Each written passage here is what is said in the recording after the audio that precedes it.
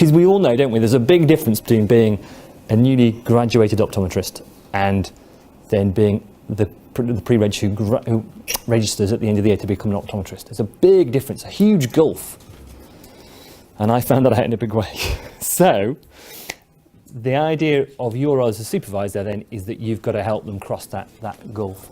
And you're going to do that by being a supervisor. So there's one definition of supervision up there, which talks about guidance and feedback, doesn't it? What it doesn't do is tell you how to supervise. And every trainee is going to need different supervision from you. You're all going to have your own personal supervision styles. We're all different. That's fine.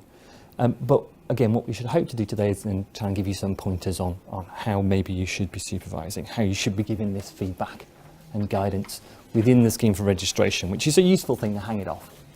So, as you said, a gulf between new pre-reg and registered optom.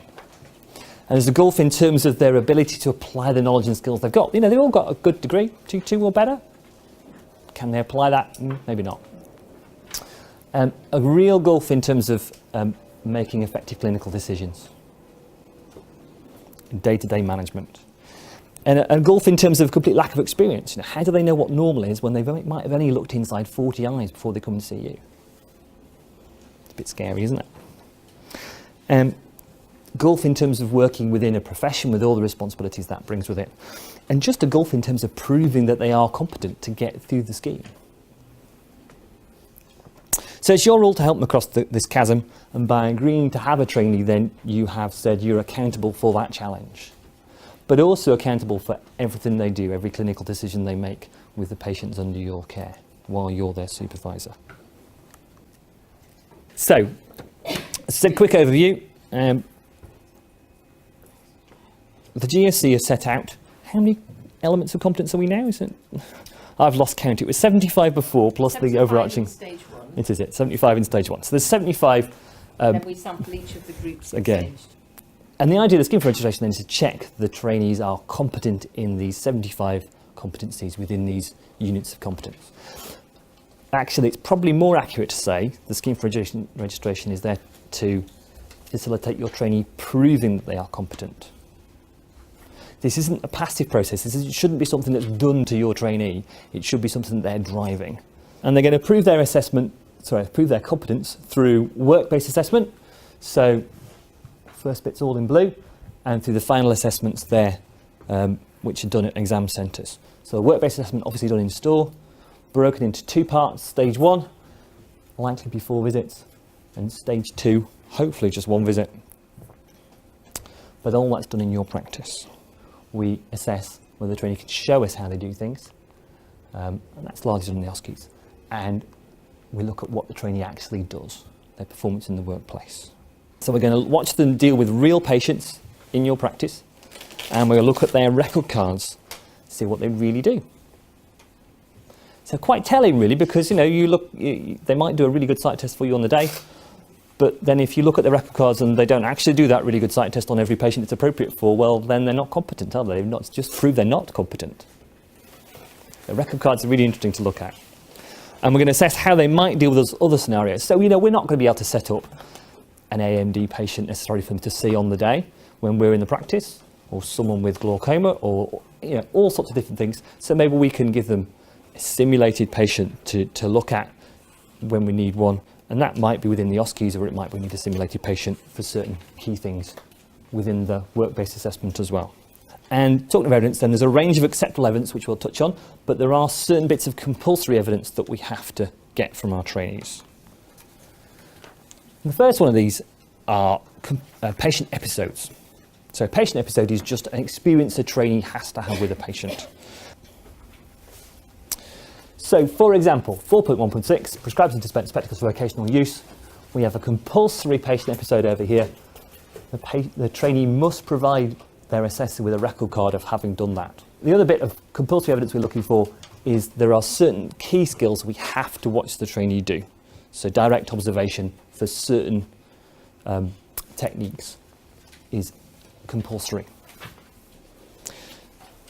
And whatever we do, whether there's a compulsory patient episode, whether there's a compulsory direct observation, or whether there's neither for that particular element of competence, the trainee has to provide at least 2 different forms of evidence in order to be to prove their competence. So, assessing the trainee in the workplace, stage 1 and stage 2, both occur in your workplace, different assessors. So there's one assessor does all the stage 1 and a separate assessor coming in does stage 2. Once the trainee has achieved stage 2, then they can apply for the final assessment. The final assessment occurs in exam centres, takes the forms of OSCEs, Objective Structured Clinical Examinations. Assuming your trainee starts in July, lots of them do, this is the timeline. So the timeline has already started. We've already done all these. So we go to all the universities and we give the trainees an introduction to the scheme. I say if they begin in July, they're going to have 3, but most likely 4 stage 1 assessment visits. Stage 2 visits are going to take place 5 to 7 weeks after the last visit. And hopefully that's April, May, signed off then for a June, July OSCE. If your trainee starts later, that's fine. The gaps between the assessments all stay the same, it just all bumps along a bit. So then you might end up with a September OSCE or a January OSCE. So we said the first step of the process, we started with the student roadshows, and this is what they get at the student roadshows. It's all in their handbooks, which they'll get, and they're available online if they haven't physically got a paper handbook, and it's all in your supervisor handbook again, which you'll get a copy of, and it's online. So we're assessing competence. We're doing this through 2 stages of work-based assessment in your practices. 1 exam centre assessment, the OSCEs, and we're assessing what the trainee does and what they can tell us how they do. So we have some responsibilities, legal responsibilities when it comes to equal opportunities, and we take them seriously. So we gather lots of data. The good thing is our data has so far found no problems within the scheme. Our data also tells us all the things we already knew, which is that entry's predominantly female, and while we've got an ethnically diverse entry, it's a majority of Asian British or white British. Nothing startling there. And to meet our obligations, we're very careful that our written materials use appropriate language. We avoid religious festivals when we're planning our OSCE dates and things like that. We include equal opportunities in all our guidance and our training, like today. Tick. And we monitor our assessment process anyway to make sure it's robust and fair, and while we're doing that, we're monitoring equal opportunities as well. And then we need to touch on reasonable adjustments. So within the Disability Discrimination Act, we have obligations to make reasonable adjustments to those with disabilities. And if any of these folks wanted to enter our scheme for registration, then they would be entitled to ask for reasonable adjustments. The one I didn't know before, Churchill up here, suffered from depression, and he would be entitled to ask for a reasonable adjustment for that. We've got Richard Branson in the middle, they're dyslexic, and we do have a reasonable number of trainees on the scheme who have dyslexia and have reasonable adjustments because of that. Columbo down here was monocular. Again, we've got patients with trainees with 1 poor eye, and we've had to make reasonable adjustments for those trainees as well. These are the reasonable adjustments we made in 2010. So not a huge number in actual fact, but they were there. But if your trainee needs reasonable adjustments, then they need to be arranged prior to the assessments. Okay, they can't be made on the day by the stage 1 or stage 2 assessor or at the